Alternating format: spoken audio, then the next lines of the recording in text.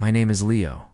I took a job as a night security guard at St. Jude's General because they told me it was easy money. Just sit, watch the cameras, do a round every 2 hours. The previous guy had quit suddenly, no notice. They said he had a family emergency. I should have asked more questions. Because the easy job, it wasn't.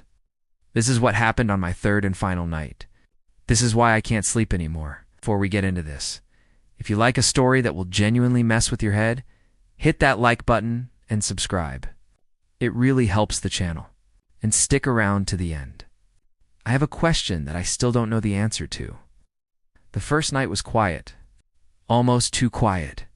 My post was a small booth right outside the basement morgue.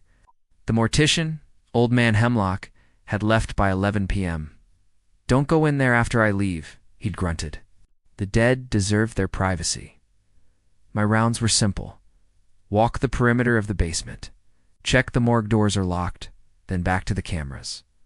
Around 2 a.m. I heard it. A scraping sound. Metal on concrete. Coming from inside the morgue, I froze.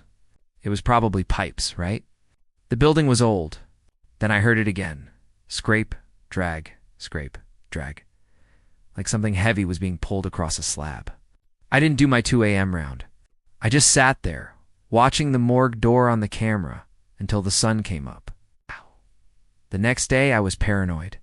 Maybe I was going crazy. I decided to look at the previous night's footage from the morgue's internal camera, the one pointed at the main door. From the inside, the footage from 2 a.m. was just static. A full 10 minutes of it. Before and after, it was crystal clear. But at exactly 2:03 a.m., it turned to snow, and that's when I noticed something else. On the camera in the hall outside the morgue, during those 10 minutes, the shadow under the door would change. It would get darker, as if something was standing right on the other side, blocking the light. Then it would move away, back and forth. For 10 minutes, I was armed with a heavy flashlight and pure dread. 2 a.m. was coming. I decided to be brave, or stupid. I stood in front of the morgue doors at 1:58 a.m. The scraping started. Right on time, scrape, drag, scrape, drag. My hand was on the door handle. It was ice cold. I took a deep breath, unlocked it, and pulled. The room was pitch black and freezing. I shone my light inside. The slabs were empty. The storage drawers were all shut. Nothing but the sound. It was clearer now. It was coming from the old part of the morgue, the section they closed off years ago. The door was sealed with a heavy condemned sign and a rusted padlock. As I shone my light on that door, the scraping stopped, and then, from the other side, I heard 3 slow, deliberate knocks. Knock, knock, knock. I ran. I didn't stop until I was back in my booth. I was hyperventilating, trying to call my supervisor. No answer.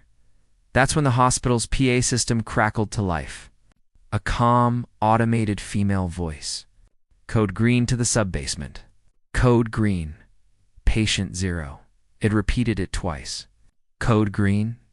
I'd memorized the codes. Code blue was cardiac arrest. Code red was fire. There was no code green in my manual. I grabbed the printed emergency protocol sheet. At the very bottom in tiny faded print, it said, "Code green, containment breach.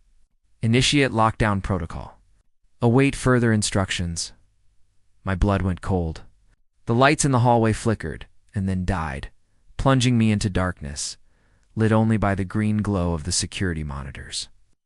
The backup generators kicked in a second later, but the lights stayed dim. This was it. My final night. I had to know. I took a crowbar from the emergency kit and went back to the condemned door. I didn't care about the rules anymore. I pried the padlock off. The door swung open into absolute blackness. The air was thick and smelled of old earth and formaldehyde.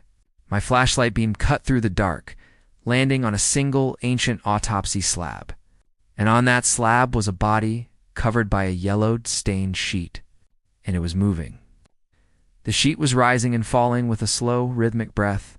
This wasn't a morgue. It was a prison cell. I approached, my hand shaking, and pulled back the sheet. The face underneath was mine. It was me, lying on the slab, eyes wide open and glassy, skin pale and waxy, dead, but it was breathing. As I stared, paralyzed with terror, its head turned towards me. Its mouth opened, and it spoke with my voice, but choked and wet. "Took you long enough," it rasped. "3 nights to find your own body." It slowly sat up. "The crash was 6 months ago, Leo. You didn't survive. Your consciousness, your soul, whatever you want to call it, it couldn't let go. It haunts the place your body is stored.